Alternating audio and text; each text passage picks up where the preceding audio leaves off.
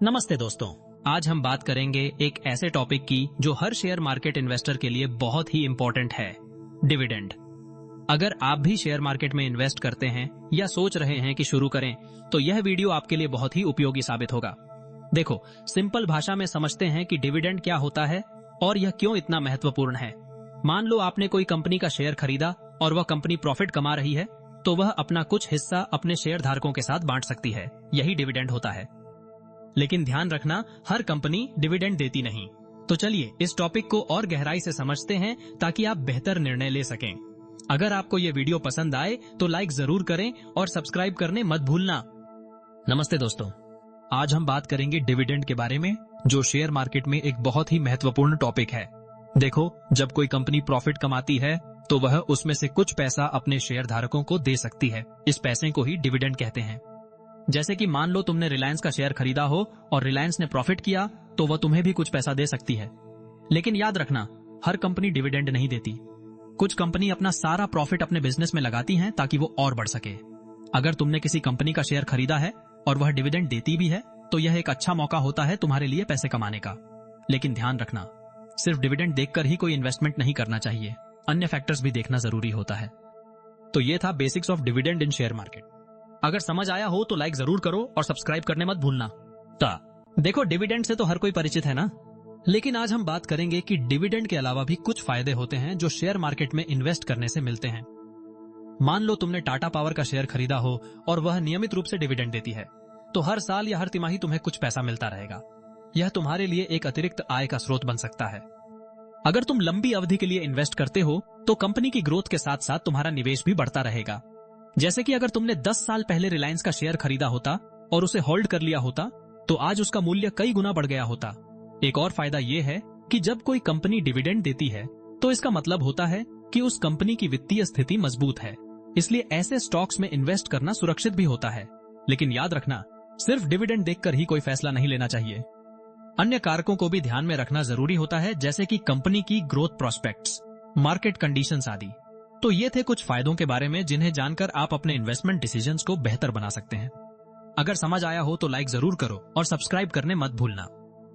देखो, डिविडेंड लेना तो अच्छा लगता है, लेकिन इसमें भी कुछ रिस्क और गलतियां हो सकती हैं। चलो इनके बारे में बात करते हैं।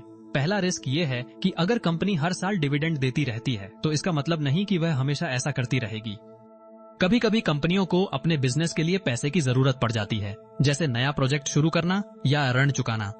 ऐसे में वे डिविडेंड कम कर सकती हैं या बिल्कुल बंद भी कर सकती हैं। दूसरा रिस्क ये है कि सिर्फ डिविडेंड देखकर शेयर खरीदना। मान लो एक कंपनी बहुत ज्यादा डिविडेंड दे रही है, लेकिन उसका बिजनेस खराब हालत में है। ऐसी स्थिति में वह लंबे समय तक नहीं टिक पाएगी और तुम्हारे निवेश पर नुकसान हो सकता है। एक और गलती जो लोग करते हैं वो ये कि वे सिर्फ उस स्टॉक पर फोकस करते हैं जो उन्हें नियमित रूप से पैसा देता रहता है। इस तरह का निवेश करने से आपकी पूंजी बढ़ाने की संभावना कम होती जा रही होगी। इसलिए यह बेहतर होगा यदि आप उन स्टॉक्स का चुनाव करें जिनमें ग्रोथ की संभावना अधिक हो। तो ध्यान रखो इन सब चीजों को जब तुम डिविडेंड स्टॉक्स लेते हो। देखो, डिविडेंड स्टॉक्स में निवेश करने से पहले कुछ महत्वपूर्ण बातों का ध्यान रखना चाहिए। 8. डिविडेंड की गारंटी नहीं होती। कंपनी को कभी भी डिविडेंड कम कर सकती है या बंद कर सकती है।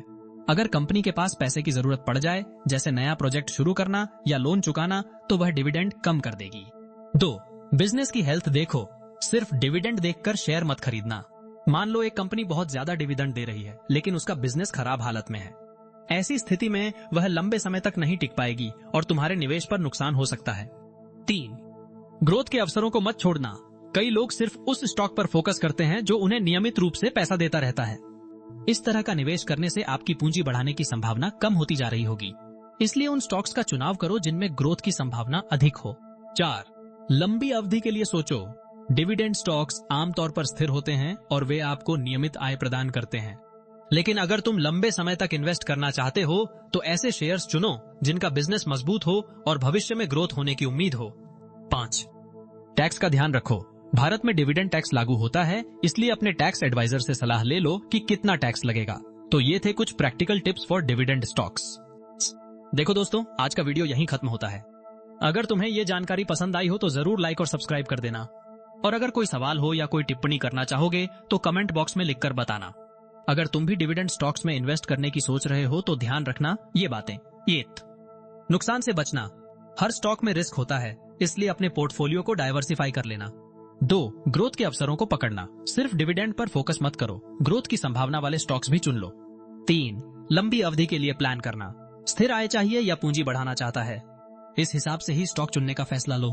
4. टैक्स का ख्याल रखना। भारत में डिविडेंड टैक्स लागू होता है, इसलिए पहले ही टैक्स एडवाइजर से सलाह ले लेना। तो ये थे कुछ practical tips for dividend stocks. अब चलते हैं अगले वीडियो तक के लिए।